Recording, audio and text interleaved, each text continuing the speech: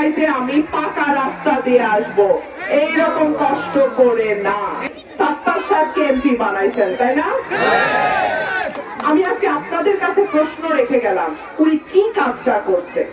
আমি যদি আপনাদের ভোটে এমপি নির্বাচিত হতে পারি, চিত্রা নদীর উপর ব্রিজ থেকে শুরু করে রানীদিয়া, কাকড়িয়া, রাজাপুর হয়ে ধোবাজারি পর্যন্ত রাস্তা পাকা হবে।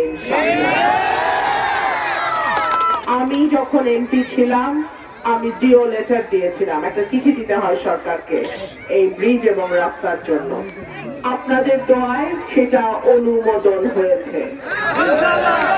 সুতরাং এইবার যদি আল্লাহ আমাকে নির্বাচিত করে, আমার অর্ধেক কাজ আমি আগেই করছি, বাকি অর্ধেক কাজ আমি এমপি হওয়ার পর করতে পারবো এবং আমি আশা করি আগামী 5 বছর পর, এবার যদি আল্লাহ আমাকে নির্বাচিত করে, আগামী 5 বছর পর ভোট চাইতে আমি পাকা রাস্তা দিয়ে আসবো, এইরকম কষ্ট করে না।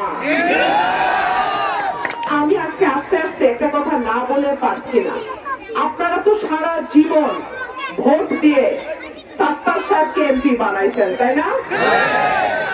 আমি আজকে আপনাদের কাছে প্রশ্ন রেখে গেলাম, উনি কি কাজটা করছে?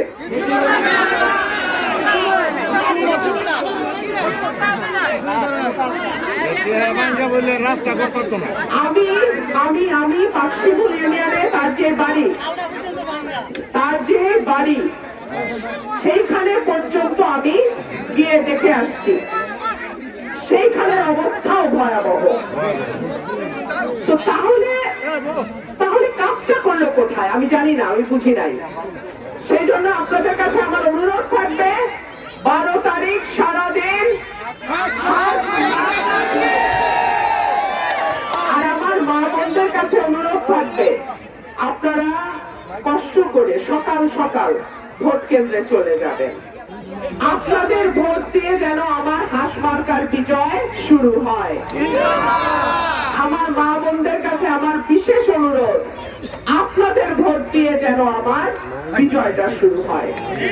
আর আমার ভাইদেরকে বলবো, আপনারা সারা দিন 12 তারিখ কেন্দ্র পাহারা দেবেন, কোন কেন্দ্রে যেন ভোট কারচুপি না হয়।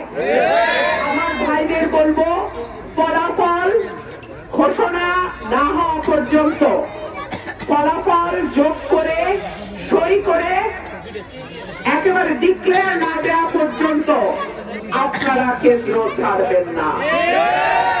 আমার ভোটের পাহারা কিন্তু আপনাদেরকে দিতে হবে।